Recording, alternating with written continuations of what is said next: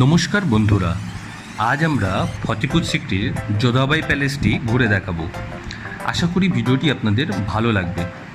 ভিডিওটি প্রথম থেকে শেষ পর্যন্ত অবশ্যই দেখবেন এবং ভিডিওটি পছন্দ হলে লাইক কমেন্ট করতে ভুলবেন না। আসুন দেখে নেওয়া যাক ভিডিওটি।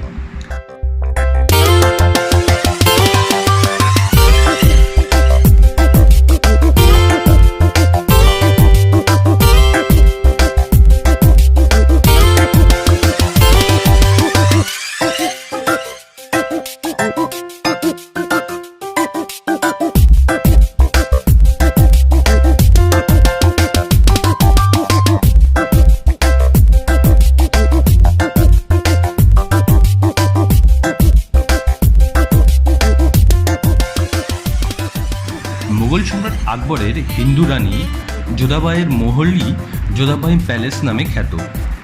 রাজস্থান ও হাভেলির রীতিতে তৈরি এই মহলটি। মোগল সম্রাট আকবরের 3 রানীর মধ্যে যোধাবাই ছিল অন্যতম। উত্তরপ্রদেশের ফতেপুর সিক্রিতে অবস্থিত এই মহল পর্যটক তথা ইতিহাস প্রেমীদের কাছে অন্যতম দেখার জায়গা। আগ্রা থেকে 36 কিলোমিটার দূরে অবস্থিত এই মহল ইউনেস্কোর ওয়ার্ল্ড হেরিটেজ সাইটের অন্যতম।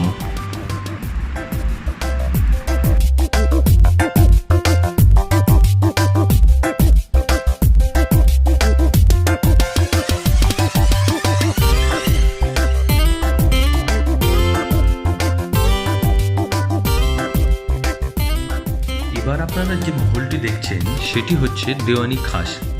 ফতেপুর সিক্রির উত্তর দিকে অবস্থিত এই মহলটি সম্রাট আকবরের ইবাদতখানা।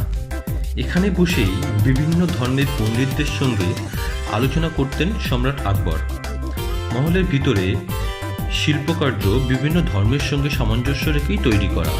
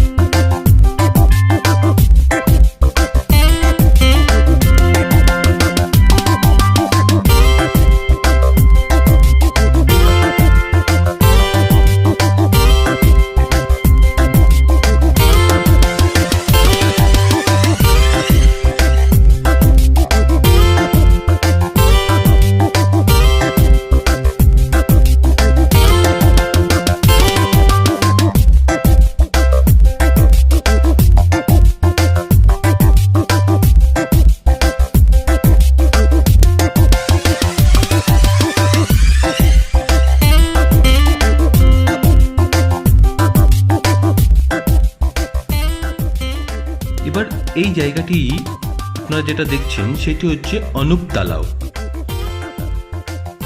এখানে বসেই সঙ্গীত চর্চা করতেন বিখ্যাত শিল্পী তানসেন।